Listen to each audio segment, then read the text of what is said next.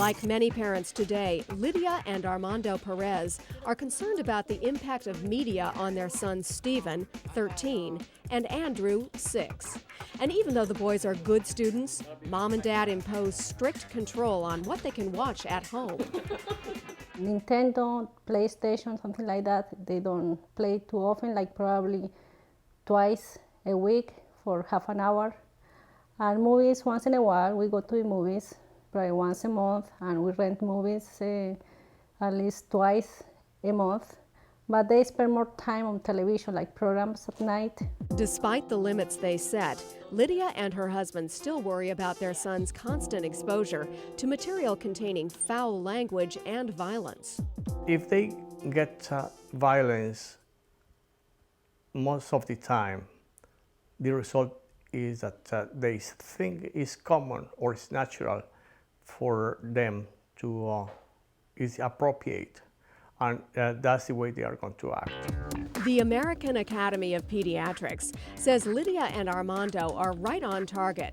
Exposure to media that may not result in the best health risk behaviors in children is as important a public health issue as other things such as traffic safety or toxic waste. And what do you think that movie will be about? Scary things? No. But Dr. Rich says there are steps parents can take to help protect their children from harmful entertainment. First, use the ratings. The ratings are based on research science, science that shows that increased exposure to media violence makes kids more aggressive, more fearful and prone to nightmares and sleep disturbances, and ultimately desensitized to violence.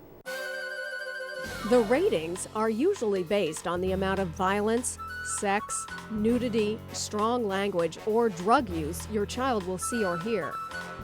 Use the age and content ratings as a guide, but remember that watching and listening yourself is still the best way to decide what's suitable for your child. Set time limits.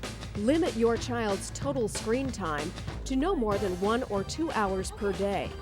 Keep TV sets, VCRs, video games, and computers out of your children's bedroom.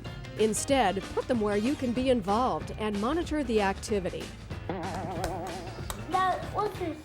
Watch with your child. Talk about the messages being conveyed and how they compare with the values you are teaching your child. Looks like it's a lot of violence. Know how much is too much.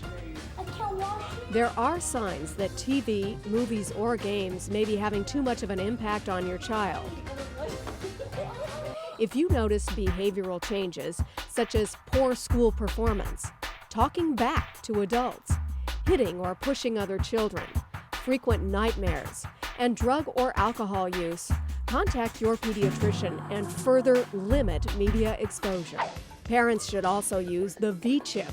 All television sets 13 inches or larger, manufactured since the year 2000, come equipped with this computer device that allows parents to automatically block programs with ratings that indicate they contain violence, sexual content, or strong language. Okay, go. Yeah. Present other options. Help your child find other things to do. I take them to the park and to the zoo. I try to make a lot of activities in the weekend for them to be far away from the television. Lydia and Armando Perez hope that by staying involved, they'll be able to minimize whatever harmful effects media may have and maximize the educational and entertainment value of what their sons consume.